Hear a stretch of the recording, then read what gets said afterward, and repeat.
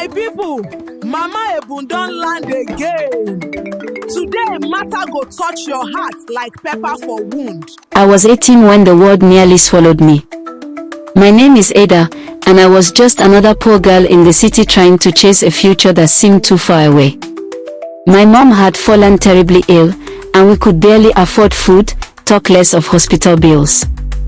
My dreams of becoming a lawyer felt like a joke life was playing on me. It was my second year in school when it happened. I walked into the bursary office, heart beating fast, hoping by some miracle they would allow me register late. But the woman behind the desk just looked up at me and smiled. "Your fees have been paid," she said. I froze. "Sorry, what?" She nodded again. "All paid. In full. By someone. But no name." My knees went weak. I begged her for details. A receipt, an account number, anything, but she simply shook her head. "It came in cash. Same as last time. Same as last time." That was the first time I realized someone had been watching me from the shadows, keeping me in school while I thought the heavens were just being kind. I wanted to scream thank you to the sky. I wanted to hug someone. But there was no one.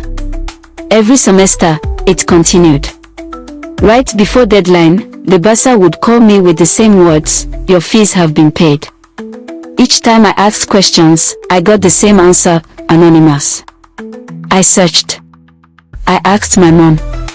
She denied knowing anything, but her eyes would shift whenever I brought it up. I asked her best friend, our pastor, even our old neighbor who used to admire my mom when they were young. Nothing. Nobody knew, or so they claimed. After graduation, life moved fast. I got a good job. I became the lawyer I dreamt of being. But that question haunted me every day. Who paid my school fees? Then one Sunday, while clearing out mom's room after her passing, I found her old diary. It was buried under clothes in a rusted metal box. I opened it, curious. I thought I'd read her prayers or old recipes. But I found secrets instead. Page after page, she wrote about him. "He came again today. Left money by the window. I couldn't stop him. I didn't want to see him. But he begged me, cried like a child. He said he only wanted to help Ada." I stopped breathing. She continued. "How do I forgive the man who left us? How do I tell Ada that the father she curses every day is the reason she's still in school?" My heart shattered. It was him. The man who disappeared when I was 10. The man I hated. The man I cried for at night until my tears dried up. My father. All this time, it was him. He'd been watching from afar. Paying. Providing. Silently.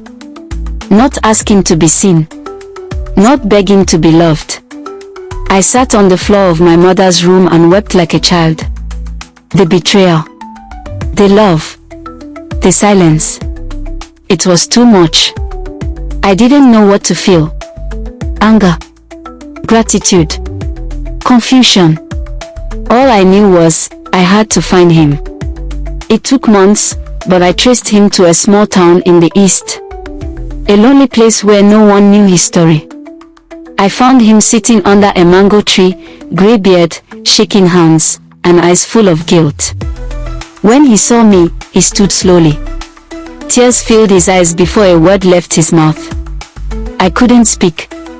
I just stared at the man who broke me and built me at the same time.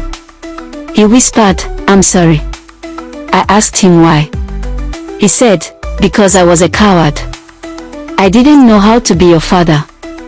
But I never stopped being one." And I cried.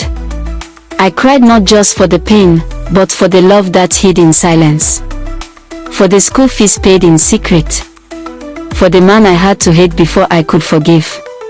So now, whenever people ask me how I made it through school, I smile softly and say, I cried when I found out who paid my school fees.